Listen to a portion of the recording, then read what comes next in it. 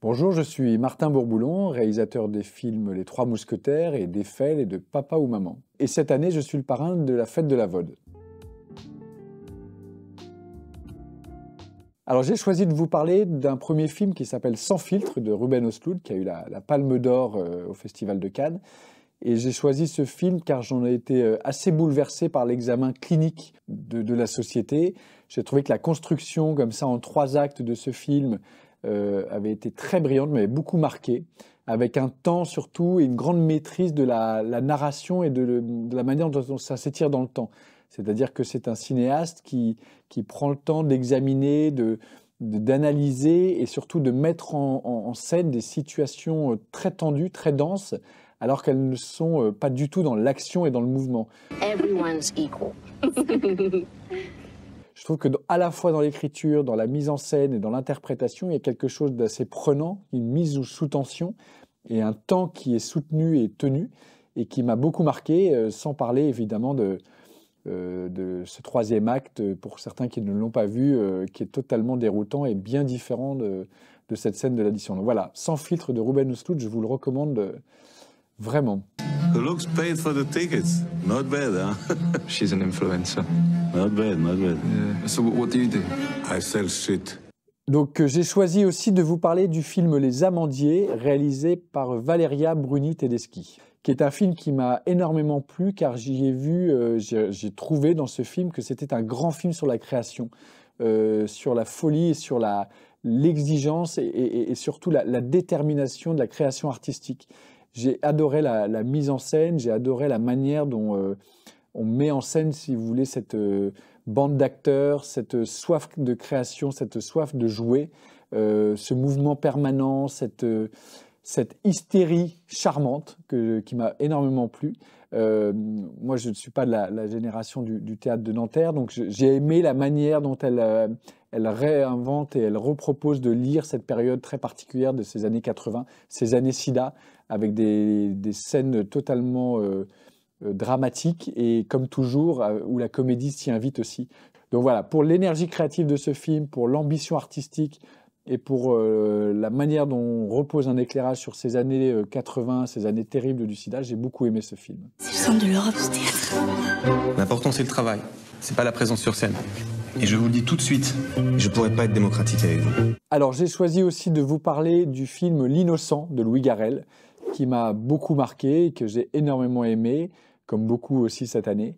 J'ai été totalement sous le charme de cette proposition de cinéma.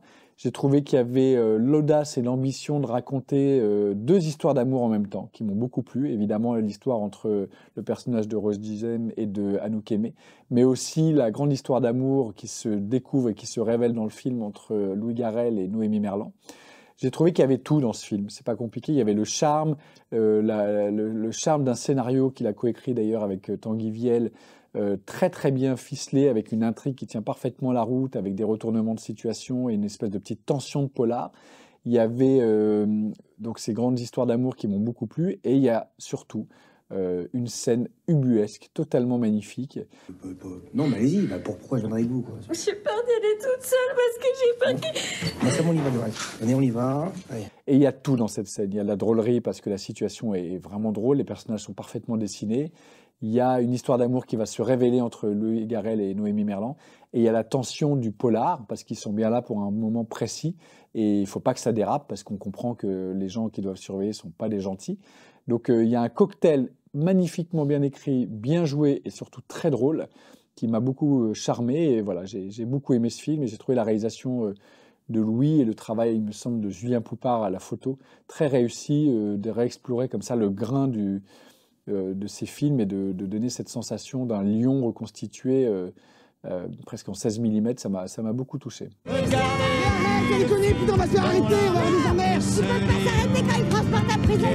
J'ai choisi de vous parler de La Boum, un film de Claude Pinoteau réalisé en 1980, qui m'a beaucoup marqué et que j'ai revu assez récemment avec mes filles. Et j'adore ce film parce qu'il y a des répliques qui sont très touchantes dans les dialogues de Daniel Thompson. Il me semble qu'à un moment donné, il y a Vic qui part dans sa chambre, qui est en colère, qui fait tout d'un coup une crise un peu improvisée. Ses parents le père comprend pas vraiment ce qu'elle a et se retourne vers sa femme. Il dit mais qu'est-ce qu'elle a? 13 ans. Et puis, à la boum, il y a l'exploration de la jeune fille qui demande à son père de le déposer à 20 mètres pour pas qu'il soit vu devant ses copains.